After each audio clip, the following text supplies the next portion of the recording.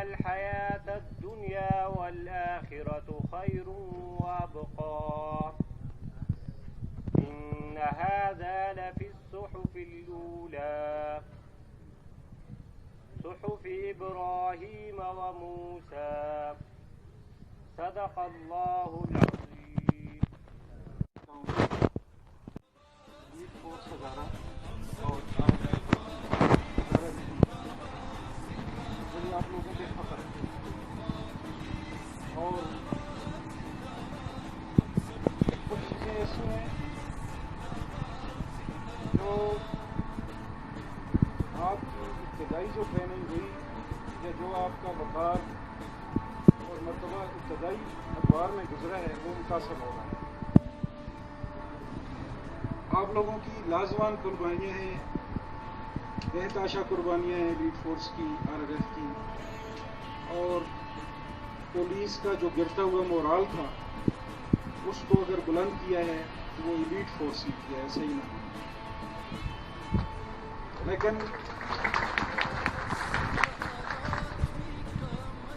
اور اسی طرح سے دہشت گردی کا نہ صرف یہ کہ لازوال قربانیاں دی بلکہ دہشت گردوں کی آنکھوں میں آنکھیں ڈال کر ان کو للکارا دی اور ان کا مقابلہ بھی کیا اور اپنی پاک فوج اور دیگر ایجنسیوں کے ساتھ مل کر ان کو پسپا ہونے پر مجبور کی آپ لوگوں نے. تو یہ چیز تو یہ فخر کا باعث ہے آپ سب کی، میرے کی، لیکن ہماری حقیقت دروازے آپ سب کے لیے کوئی پابندی نہیں ہے، کسی وقت بھی.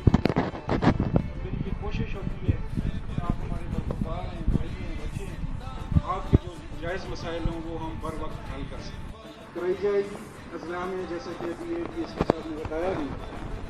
آپ کے لیے ہم نے انسٹرکٹر بھی مقرر کر دیے، وہ آپ کی فزیکل ٹریننگ، اور یہ آپ کے اپنے مفاد میں ہے. آپ اگر فٹ رہیں گے تو آپ کی عزت رہے گی، ہماری عزت رہے گی.